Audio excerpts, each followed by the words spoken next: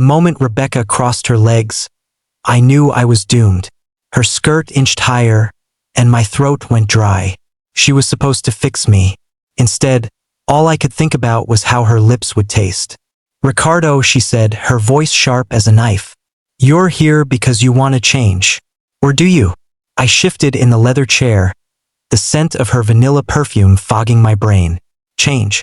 Anna had screamed that word at me 2 weeks ago when she found the texts from Lila. "You're a liar, a cheater." She had thrown her wedding ring at me. It left a dent in the wall I still hadn't fixed. "I hurt people," I told Rebecca, leaning forward. "But I don't try to. It just happens." She arched a brow. "Affairs don't just happen." Her tone softened. "Tell me about the first time." I closed my eyes. The first time. Anna and I were 24, married 6 months. Her coworker, Jess, had laughed at my jokes a little too long at the holiday party. Then her hand was on my thigh in the Uber. I didn't stop her. "Ricardo?" Rebecca's chair creaked as she leaned closer. My pulse roared. The session ended with her handing me a tissue. Our fingers touched. 1 second too long. That night I drove to Lillis.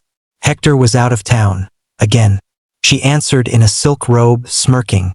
"You're a cliché, Ricardo." I kissed her hard, pushing her against the door. It wasn't love.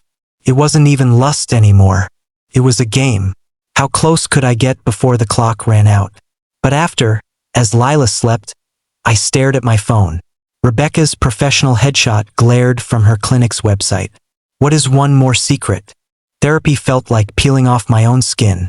Every Tuesday at 3 p.m., I sat in Rebecca's office, confessing sins I had sworn I would forget. "Why do you think you cheat?" she asked during our 4th session. Her pen tapped against her notebook. Tap, tap, tap, like a bomb counting down. I smirked. "Why do people climb mountains?" Adrenaline.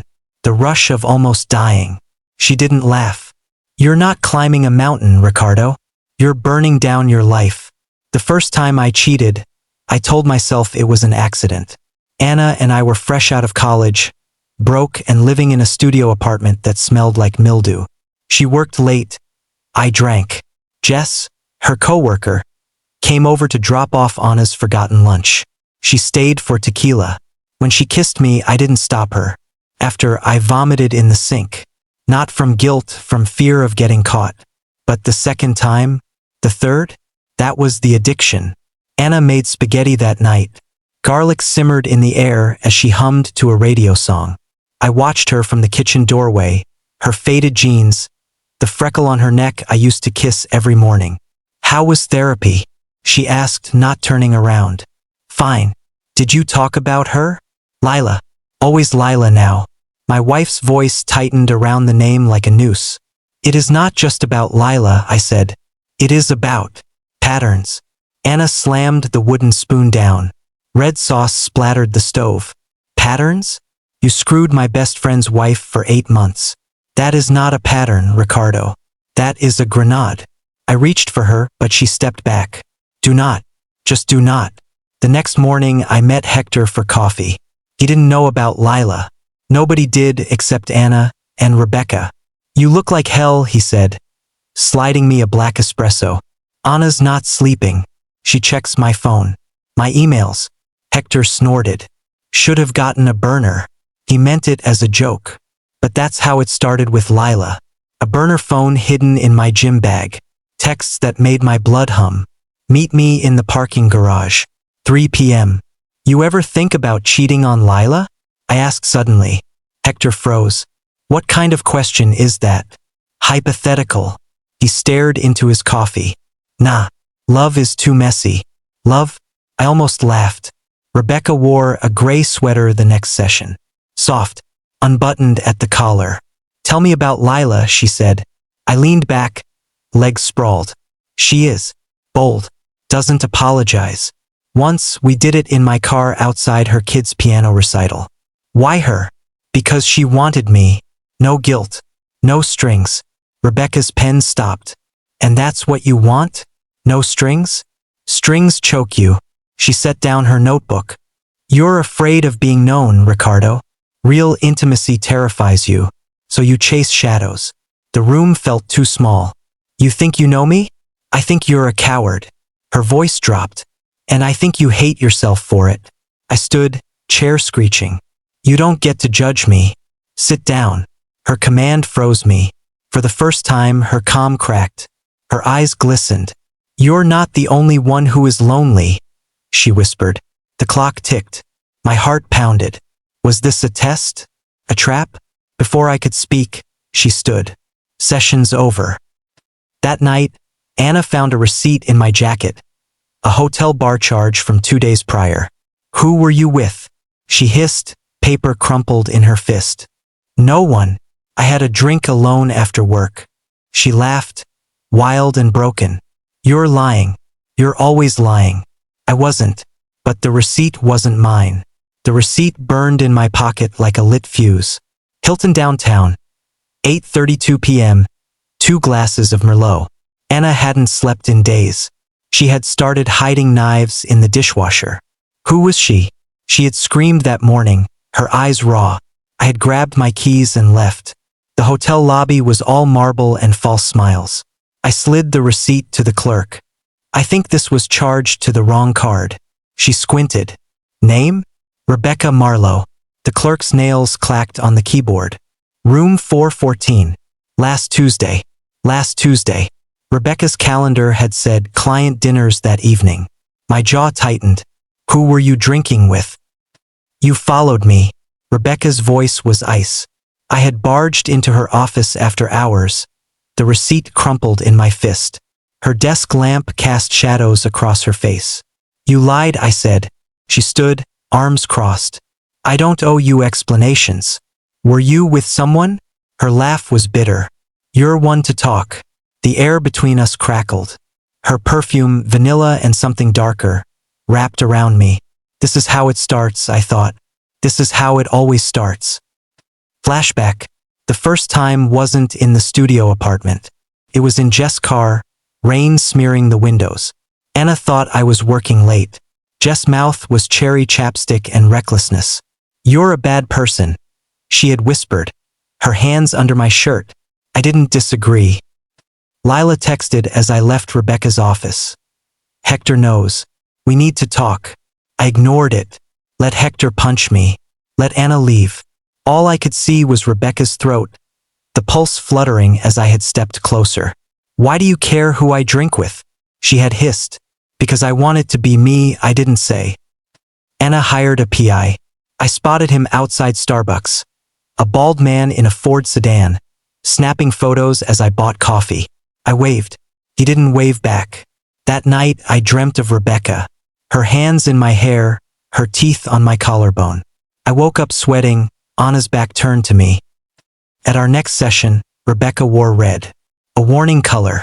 Let us discuss the receipt, she said too calmly. Let us not. Ricardo. Was it a date? She hesitated. A crack in the armor. It was. A mistake. I leaned forward. Mistakes are my specialty.